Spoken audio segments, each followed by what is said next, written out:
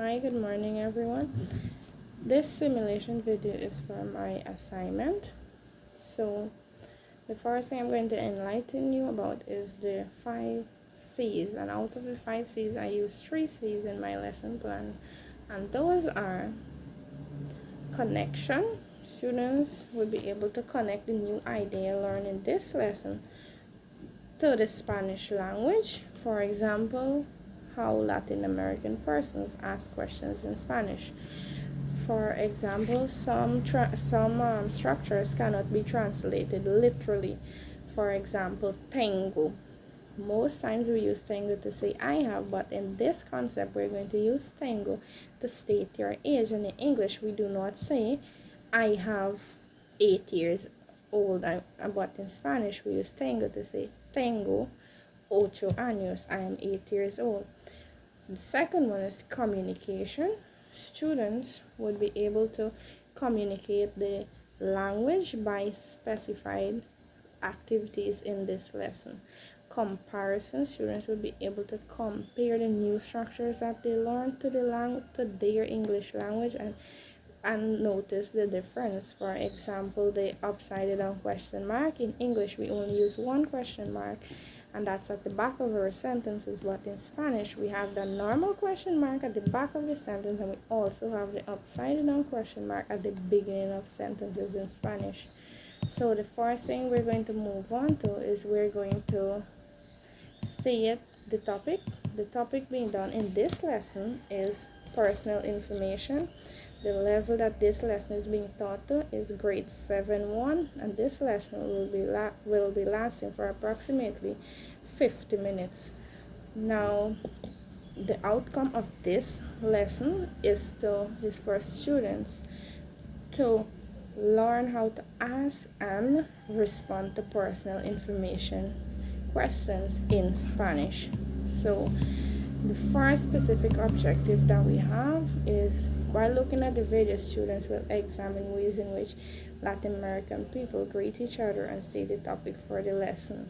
So our introductory activity is to look at the YouTube video, and then students are going to say what the topic is, and they would also look at the way Latin American countries ask personal information questions and how they respond. So I would expect from this activity at least 80% of students to give me positive feedback. Now the first objective that we're going to move to is using simple vocabulary. So simple vocabulary, now this specific objective for this activity is using a support material. Students will list 5 examples of personal information with 90% accuracy. So I would expect 90% of the students to give me examples of personal information. For example, the first one that we have is nombre, name, edad, age, fecha de nacimiento, date of birth, dirección, address, ocupación, occupation, cumpleaños, birthday. So students are going to repeat these after the teacher for communication and pronunciation skills. So our third objective from this lesson is questions, responses, and translation. Now, I would ask students to repeat after me. My specific objective would be for students to read, to ask the questions, and provide a response and translation.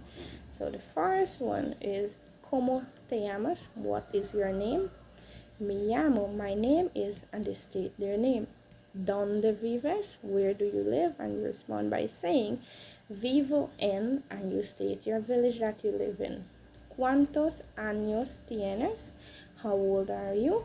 Students would respond by saying tengo, and their age, años. So, ¿de dónde eres? Where are you from? Students will say soy de Guyanese or Guyanese. I am Guyanese, I'm from Guyana. ¿Cuál es su número de teléfono? What is your telephone number? Students should respond by saying mi número de teléfono es, and they state their telephone number. So I would expect at least 70% of students to grasp this content just by repeating after the teacher.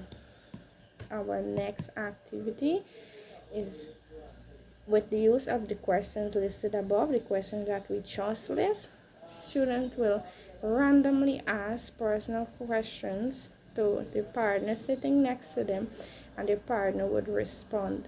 Now, this outcome is expected to be at least 90% accurate. So, the first question would be ¿Cómo te llamas? The second one, ¿Dónde vives? And ¿Cuántos años tienes? The third question. So students are going to ask their partner sitting next to them these questions, and the outcome should be at least 90%. So moving on, the other activity is responses to situation. So the specific objective for this part is using the information above. Students will respond to the situation with 98% accuracy. Now, for example, one of the situation would be, you meet a new friend, greet him and introduce yourself. Now, using the above as a guide, students would respond by saying, Me llamo es, my name is, and they state their name.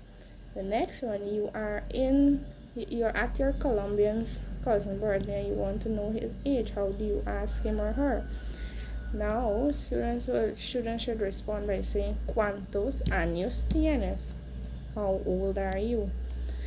The third one, your Venezuelan crush has a new phone and you want his telephone number. What do you ask him or her? Students should respond by asking the question, ¿Cuál es tu número de teléfono? What is your telephone number? Now, the last response to situation is, you meet a new friend and you would like to know where he or she lives. What do you ask he or she? Students should respond by saying or asking, ¿Dónde vives? Where do you live? Now, from this, the teacher would expect at least, like I said, 90% accuracy. So, the last objective for this lesson is with the use of the notes and all the information above, students would complete this worksheet. So with 90% accuracy. Now this worksheet is a small paragraph about someone telling their personal information in one paragraph, and it has 9 questions to follow, and students are going to respond to those 9 questions in English to show their understanding. So that is the last activity for this lesson.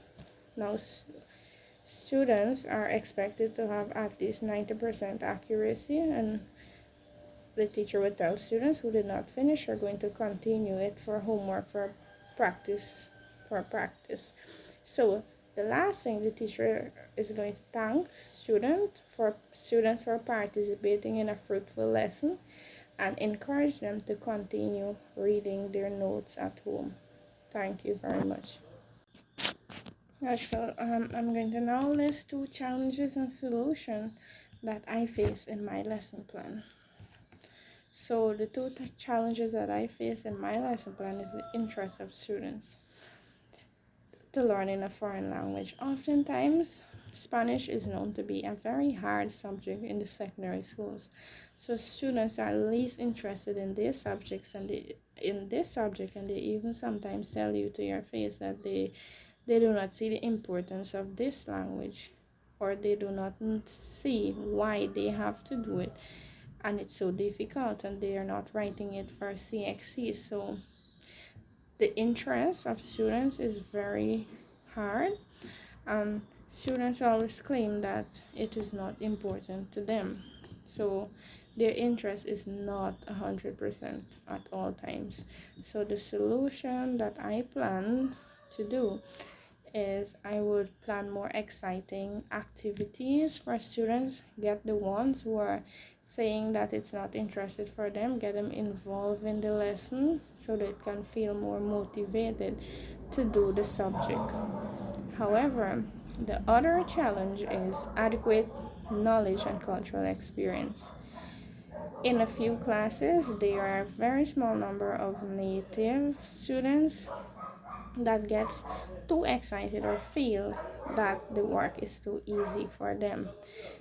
They sometimes shout out the answers, they do not allow other students to participate fully, and this is very demotivating for other students. Sometimes they even make fun of the other students that are trying the English speaking students. So my solution would be, as a teacher, to give those specific students a little more activity to do, or something that is a bit more challenging for them, so that they would take more time to complete it and give others a fair chance, so that everyone has a fair chance in the lesson to do the activities and it will occupy them. So those are two challenges and solutions that I plan to incorporate in all my upcoming lessons. Thank you.